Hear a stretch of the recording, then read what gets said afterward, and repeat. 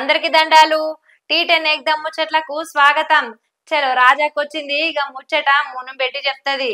పోయిన 2 లోక్సభ ఎన్నికలలో సొంతంగా బెంచ్ మార్కు 272 దాటిన బీజేపీ ఈసారి ఎన్నికలలో మాత్రం గా మార్కును అందుకోలేకపోయింది. 2014 ఎన్నికలలో 282 సీట్లు, 2019 ఎన్నికలలో 303 సీట్లు గెలుచుకుంది. మరి ఇప్పుడు 2024 ఎన్నికలలో మాత్రం 240 సీట్ల కాడికే ఆగిపోయింది.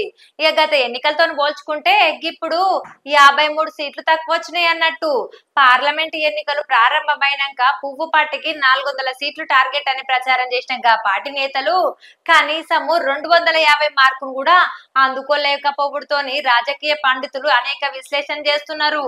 ఇక మోదీ కరిష్మా అతి మతోన్మాద ఎజెండా సూపర్ మెజారిటీ గిట్ల చాలా కారణాలు ఉన్నాయని చెప్పబట్టిరి. 2014, 2019 ఎన్నికలల్లో మోదీ కరిష్మాతోనే బీజేపీ విజయం సాధించింది.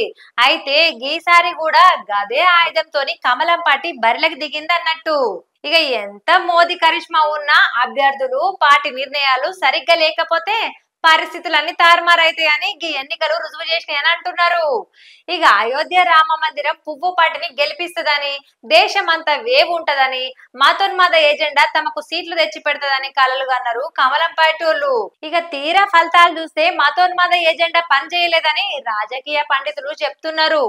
అభివృద్ధి సంక్షేమాన్ని ఇడిచిపెట్టి మతోన్మాదము ఓట్లు రాల్వదు, ఇక మాకు సొంతంగా 400 మెజారిటీ వస్తుందని గా పార్టీ నేతలు సొంతంగా డప్పెత్తుకుంటారు. ఇక ఏడికి పోయినా ఒకటే నినాదం 400 పార్. ఇక ఈ నినాదము కొన్ని వర్గాలల్లా బుగులు లేపినాయి. మోదీ అమిత్ షా తిరుగులేని శక్తులు ఎదిగితే గాళ్ళు ఏది చెప్తే గదే శాసనం అవుతుందని టాక్ నడిచింది. ఇంకా రాజ్యాంగాన్ని మార్చేస్తారు, ప్రజాస్వామ్యము ప్రమాదంలో పడుతుంది అని ప్రతిపక్షాల ప్రచారాస్త్రాలు దళితులు మైనార్టీ వర్గాలల్లా భయం పుట్టింది. దీంతోని బీజేపీ గాళ్ళ ఓట్లను దూరం చేసుకున్నదని రాజకీయ పండితులు అంటున్నారు. ఇక నిత్యావసరాల ధరలు, ద్రవ్యోల్బణము, నిరుద్యోగము, కొలువులు ఇయ్యకపోవుడు, ఇక గిసొంటి సమస్యలన్నీ పాతరేస్తే మత రాజకీయాలు ఒక వర్గం ఓటర్లల్లా అసంతృప్తిని పెంచింది. ఇక దాని ఫలితమే ఇప్పుడు పువ్వు పార్టీ అనుభవిస్తుంది అన్నట్టు. అయితే ఈ ఎన్నికలల్లా ప్రధాని నరేంద్ర మోదీయే ప్రధాన స్టార్ క్యాంపెయినర్ గా బీజేపీ తరఫున ప్రచారం చేసుకొచ్చిండ్రు. అయితే ఆయన ఎంతో ప్రతిష్టాత్మకంగా చేసిన ప్రచారం కూడా బెడిచికొట్టింది.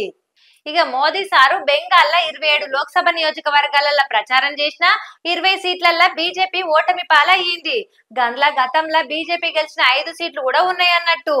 ఈ ఎన్నికలల్లో మమత నేతృత్వంలో ఉన్న టీఎంసీ 29 సీట్లలో నెగ్గింది. ఇంకా 6 సీట్లలో తగ్గిన బీజేపీ 12కు మాత్రమే పరిమితమైంది అన్నట్టు. ఇక ఏదేమైనా బెంగాల్లో ఎక్కువ సీట్లు కొట్టేయాలని పట్టుబట్టి మార్చి 1న విజయ్ సంకల్ప పేరుతోని హుగ్లీల ర్యాలీ తీసి ఎన్నికల ప్రచారానికి శ్రీకారం చుట్టిండ్రు.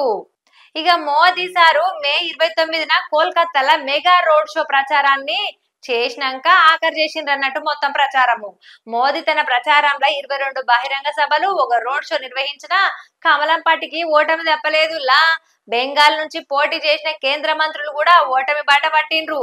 లోక్సభ నుంచి సస్పెండ్ అయిన టీఎంసీ ఎంపీ మహువా మొయిత్రా పోటీ చేసిన కృష్ణానగర్ లా మోదీ 2 సార్లు ప్రచారం చేసినా బెడిచికొట్టింది కమలం పార్టీకి అని రాజకీయ విశ్లేషకులు చెప్తున్నారు. మరి మీరేమనుకుంటున్నారు? కామెంట్ రాయండి.